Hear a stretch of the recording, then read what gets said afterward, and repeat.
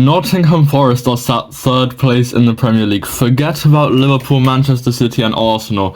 They are the real surprise of the season. Well, not surprise, but you know what I mean. Like, they are the underdog story that everyone's rooting for. Can they win the Premier League somehow?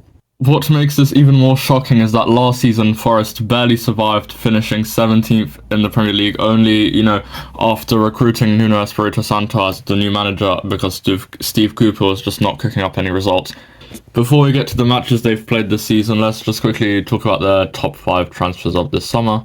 Their biggest signing was Elliot Anderson from Newcastle for 41.2 million euros, followed by Milenkovic, the young Serbian centre-back coming from Serie A side Fiorentina. Then we've got Ramon Sosa, South American left winger. I mean, pretty high potential, but we haven't really seen him playing much this season. And then I'll just show a screenshot of like the next 5 biggest transfers that they made this season, but it was a pretty busy summer, to be honest. And with the loss of quite a few key players such as Niakate, Vlachodimos, and Mangala, like Nottingham Forest, they looked a bit like, like maybe the owners were a bit worried, but Nuno Espirito Santo knew exactly who he wanted to bring in, and it's worked for them brilliantly.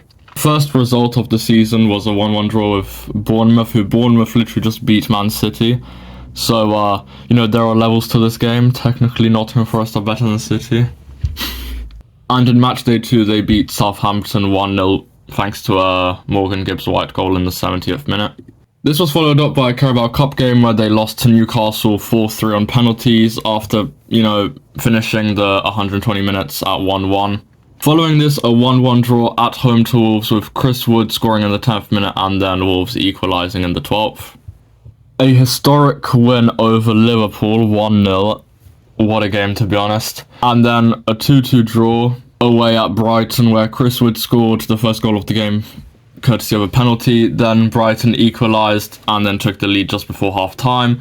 However, Ramon Sosa had other ideas, equalising again in the 70th minute. MGW did get a red card in the 83rd minute, but I mean, it's still alright. Well, I would say it's alright, but they did lose the following game 1-0 against Fulham, which is quite an upsetting result because they would obviously want to be winning that, and if they did win that, they would be in an incredible position right now in the Premier League. I know they already are, but just imagine if they won that. A 1-1 draw against Chelsea where Chris Wood scored yet again. Like, this guy is actually unstoppable this season. Madueke did equalise pretty early into the second half, 57th minute, but again, another red card, but this time for James Ward-Prowse. Following this, a 1-0 win against Crystal Palace, thanks to Chris Wood yet again.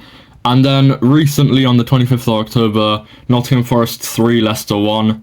Ryan Yates scored pretty early, then Jamie Vardy equalised, and then Chris Wood with a brace. And then today, literally like an hour ago or so, well, at the time of recording, Nottingham Forest 3, West Ham 0. Chris Wood scoring halfway through the first half, and just before halftime, Edson Alvarez did obtain a red card. Kind of a skill issue. And then 2 more goals followed, thanks to Callum Hudson-Odoi and Aina. Their main source of goals has been through like fast counter-attacks with obviously gifted, skilled players such as Elanga and Hudson-Odoi on the wing, followed by a powerful striker who has been very clinical this season, has followed a great attack, and the 2 centre-backs that they signed have really helped to strengthen the defence, obviously, filling in for Niakate, and just in general, like, the whole team has been flowing very well. The manager, Nuno Espirito Santo, really, I'm going to applause now. Great job bringing Forest to the top 4, well, top 3 even, but are they going to be able to maintain this by the end of the season? That's the question that we all really need to be considering. They haven't faced a lot of teams like Arsenal, Man City, Aston Villa, Chelsea yet. So, well, actually they did face Chelsea, my bad. So I do think their position will drop, but I think by the end of the season, a top 10 finish could be in question, and I can't believe I'm saying that.